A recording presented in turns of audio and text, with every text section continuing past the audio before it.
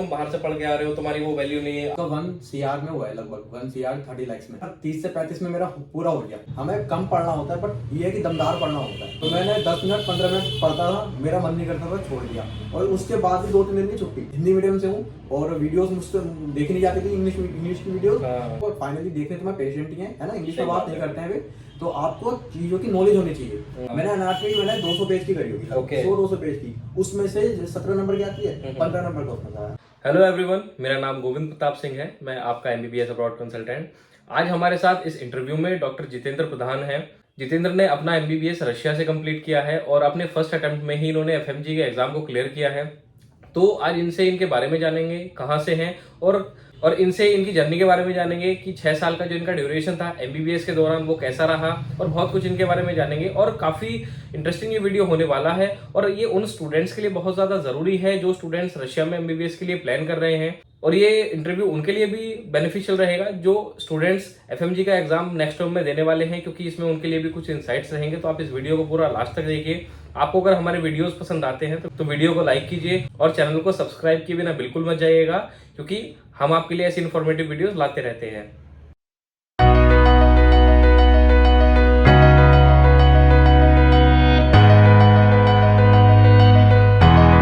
जितेंद्र, अपने बारे में थोड़ा हमारे व्यूअर्स को बताइए कि आप कहाँ से हैं और कहाँ से आपकी स्कूलिंग हुई है। हेलो दोस्तों, मेरा नाम डॉक्टर जितेंद्र प्रधान है और मैं जसपुर का रहने वाला हूँ। और मैंने अपनी स्कूलिंग जो है हिंदी मीडियम स्कूल से की है। और उसके बाद मैंने अपना एब्रॉड जाने का सपना देखा। तो मेरे साथ के लोग जो थे वो अपने मतलब मेरे एक साथ का दोस्त था, वो रशिया जा रहा था, ठीक है। तो उसके साथ उसने मेरे को बताया कि मैं रशिया जा रहा हूँ। फिर मैंने भी इसके बारे में सोचा कि यार मुझे भी रशिया जाना चाहिए, बिकॉज डॉक्टर तो बनना था। तो उसके साथ मैं गया रशिया पे, और उसके बाद ये वहाँ से मेरी जर्नी की शुरुआत हुई। 12th में क्या परसेंटेज थी आपकी? 12th में मेरे 63 या 64 के आसपास था। मतलब आप एक एवरेज स्टूडेंट ही थे। एवरेज में भी बैक बेंचर देखिए, बैक बेंचर होने से कोई फर्क नहीं पड़ता है। फर्क इस चीज से पड़ता है कि आप जब लाइफ के लिए गोल सेट कर चुके हैं, आप उसको लेके कितना सीरियस हैं। क्योंकि आपने अभी फर्स्ट अटेम्प्ट में अपना FMG निकाला भी है, तो ये आपकी सीरियसनेस को भी दिखाता है कि आप कितने सीरियस रहे हैं। तो डॉक्टर बनने का सपना जो है वो बचपन से ही था, या फिर किसी को देख के आप फैसिनेट हुए? मेरा ऐसा था, कॉन्सिडेंटली बन गया मैं, मतलब सही बता रहा हूँ, फ्रैंकली बता रहा हूँ मैं। तो ऐसा कोई वो भी नहीं था, बट ये था कि आप जिस भी फील्ड में जाओ, फॉर एग्जांपल आपको नेचर जहाँ भी भेज रहा है उस फील्ड में जाकर फोड़ दो। मतलब कहने का मतलब ये है कि जहाँ भी आप जाओ उसमें अपना बेस्ट दो, किसी भी प्रोफेशन में। तो आपने जब रशिया जाने का प्लान बनाया तो आपने यूनिवर्सिटी कैसे सेलेक्ट की? मतलब ये एक ना बड़ा टफ चॉइस होता है स्टूडेंट्स के लिए, क्योंकि हमारे पास भी जैसे फोन कॉल्स आते हैं कि सर हमें बेस्ट यूनिवर्सिटी चाहिए, या कोई एक पर्टिकुलर यूनिवर्सिटी के लिए फोन आता है। तो आप कैसे, आपने अपने टाइम में कैसे डिसाइड किया कि आपको किस यूनिवर्सिटी में जाना है, और आपने फिर किस यूनिवर्सिटी से अपनी जो स्टडी है वो कंप्लीट की? एक्चुअली होता ये है कि जैसे आप यूनिवर्सिटी की बात देख रहे हो तो यूट्यूब पे काफ़ी सारी वीडियोस हैं, तो आप उनके थ्रू देख सकते हो या गूगल पे सर्च कर सकते हो। आप आजकल तो काफ़ी इंफॉर्मेशन मिल जाती है। बाकी इसी के द्वारा मैंने अपनी यूनिवर्सिटी चूज़ की थी। किस यूनिवर्सिटी से आपने किया? मैंने महाराष्ट्र स्टेट यूनिवर्सिटी से किया था। ओके, किस ईयर में आपने एडमिशन लिया था? 2016 में मैंने एडमिशन लिया था और 2022 में कंप्लीट हुआ। ओके। अच्छा, जब आप रशिया गए तो फैमिली में जो आपने अपने पेरेंट्स को कन्विंस किया होगा, वो कैसे कन्विंस किया था? जी, हुआ ये था कि मतलब मेरा बाहर जाने का कोई वैसा प्लान नहीं था, ठीक है। तो मेरे पापा ने मेरे को बताया कि तू एक काम कर कि बाहर से जाकर MBBS कर ले, यहाँ पे काफ़ी हुआ है, एक तो कंपटीशन है, ठीक है। तो उस चक्कर में उन्होंने बाहर ही भेज दिया मेरे को। एक उस समय 2016 के 17 के आसपास ना ये टैग भी होता था कि नहीं यार तुम बाहर से पढ़ के आ रहे हो, तुम्हारी वो वैल्यू नहीं है। आपको कभी ऐसा लगा? वैल्यू देखो, वैल्यू मेरे हिसाब से यहाँ से भी कर रहे हो तो वैल्यू नहीं है, कहीं से भी कर लो, कुछ भी कोर्स कर लो, है ना। वैल्यू अपनी बनानी पड़ती है। फॉर एग्जांपल अगर मैं ये नेक्स्ट का एग्जाम या MCI का एग्जाम अगर क्लियर नहीं करता तो हो सकता मेरी वैल्यू ना हो, है ना। तो अपनी वैल्यू खुद बनानी पड़ती है, आपको हार्ड वर्क करना पड़ता है, बट ये कि उसके बाद अपने आप में वैल्यू बन जाती है अपनी। ओके। जब आप यहाँ से पहली बार जब आप रशिया गए थे तो आपका जो पहली बार एक विदेश जाने का जो एक्सपीरियंस था वो कैसा था? थोड़ा उसके बारे में शेयर कीजिए। शुरू में जब जाते हैं तो एक नया बिल्कुल अलग कल्चर होता है, माहौल होता है, तो एक्साइटमेंट सब में होती है ना। तो वहाँ का जो नेचर है, वहाँ का रहन सहन, खान पीन बिल्कुल भारत से अलग है।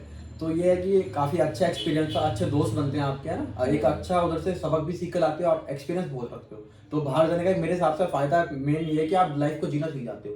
आपके जो लाइफ में फेजेस आते हैं, स्ट्रगल आते हैं, उनको कैसे मैनेज करते हैं, वो सब चीज़ें आप सीख जाते हो। तो ये मेन एडवांटेज मुझे ये लगता है। वहाँ पे जब आप गए थे तो यूनिवर्सिटी में हॉस्टल की फैसिलिटीज कैसी थी, खाने की फैसिलिटीज कैसी थी? जैसे बहुत सारे लोगों का कंसर्न होता है कि सर इंडियन फूड मिलता है नहीं मिलता, तो उसके बारे में थोड़ा बताइए। ना खाना तो मिलता है और बाकी फूड वगैरह भी सही है।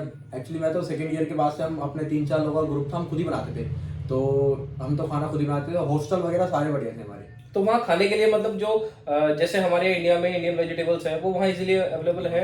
हाँ इजीली मिल जाते हैं, कोई दिक्कत नहीं है। प्राइस में कितना डिफरेंस होता है? 19-20 का अंतर होता है। ये होता है कि समर के टाइम पे वेजिटेबल सस्ती मिल जाएंगी, है ना। विंटर के टाइम पे थोड़ी बहुत हो जाती है महंगी, बट ये है कि एक थोड़ा सा आइडिया दीजिए। जैसे हमारे जो इंडियन स्टूडेंट्स हैं, तो जैसे हमारे यहाँ आलू 20 रुपए किलो मिलता है, तो वहाँ लगभग कितना होता है? आलू प्याज ये तो सस्ता है अपना, जो अच्छा। नॉर्मल हम खाते हैं। बट ये जैसे कुछ वो सब्जी हो गई, अदर वेजिटेबल्स हो गई, जैसे आपका बैंगन हो गया, ये थोड़े एक्सपेंसिव थे। बट ये है कि आप अगर नॉन वेज खाते हो तो नॉन वेज सस्ता था वहाँ से, इंडिया के अकॉर्डिंग ना। ओके। 120 रुपए किलो के हिसाब से मिल ओके जाता ओके है। ठीक है।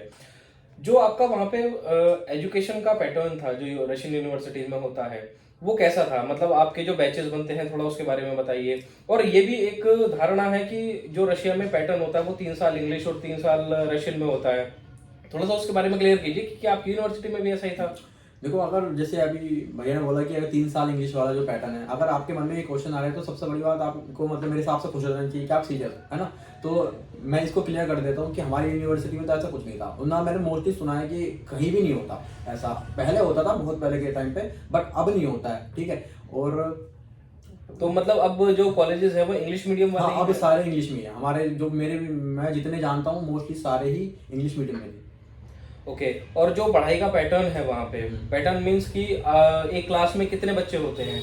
तो हमारे बैच में लगभग 10 से 12 बच्चे होते थे, और बाकी अगर ग्रुप देखा जाएगा तो उसमें 30 थे, और अगर और ऑल ओवर मतलब देखा जाए कि कितने बच्चे थे, लगभग 150 के आसपास थे। तो उनको divide मतलब करके- आपके सेक्शन में हाँ जी, हाँ जी। जो आपके ईयर में थे वो 150 के करीब हाँ बच्चे जी, थे, हाँ फिर जी। वो आगे जाके उनके जो सेक्शंस बनते हाँ जी, हाँ जी, हाँ हैं। जी। ओके ओके ठीक है। वैसा ही। कभी ऐसा नहीं फील हुआ कि जैसे जो टीचर्स हैं वहाँ पे वो उनको इंग्लिश बोलने में प्रॉब्लम हो रही है या फिर बच्चों को समझ में नहीं आ रहा है? कभी ऐसा फेस हुआ? कंफर्टेबल होते हैं वे भी। और अगर बाई चांस अगर आपको ऐसा लगता है कि जैसे कोई टीचर को इंग्लिश नहीं आती तो ट्रांसलेटर रहते हैं उनके साथ, तो मोस्टली तो टीचर्स खुद ही बोलते हैं। बट एक रेयर बात बता रहा हूँ, अगर आपके मन में डाउट है कि वहाँ के टीचर्स इंग्लिश नहीं बोल सकते हैं, तो उनके साथ मैं पहले बता रहा हूँ कि अगर नहीं बोलते ना तो उनके साथ ट्रांसलेटर होता है, तो आपको कंफर्टेबली वो समझा देते हैं, कोई दिक्कत नहीं आती उसमें।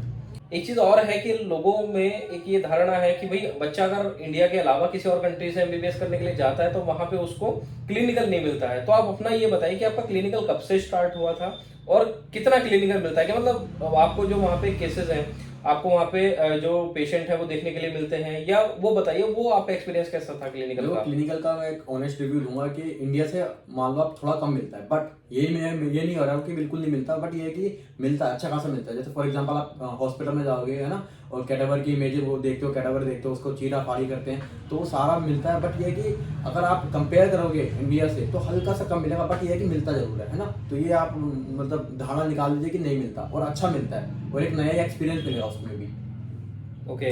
आपका जो यूनिवर्सिटी के कैंपस है तो आसपास में ही है या फिर कुछ दूर दूर थे?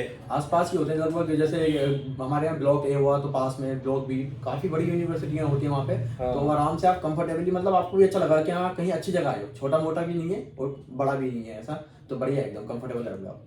जितेंद्र ये बताइए कि आपने रशिया जाना क्यों प्रेफर किया, जबकि आप, मैं पर्सनली जानता हूं कि आप एक ऐसी फैमिली से हैं जो कि अफोर्ड कर सकते हैं इंडिया में प्राइवेट कॉलेजेस। ये बताइए कि आपने वहां जाना क्यों डिसाइड किया?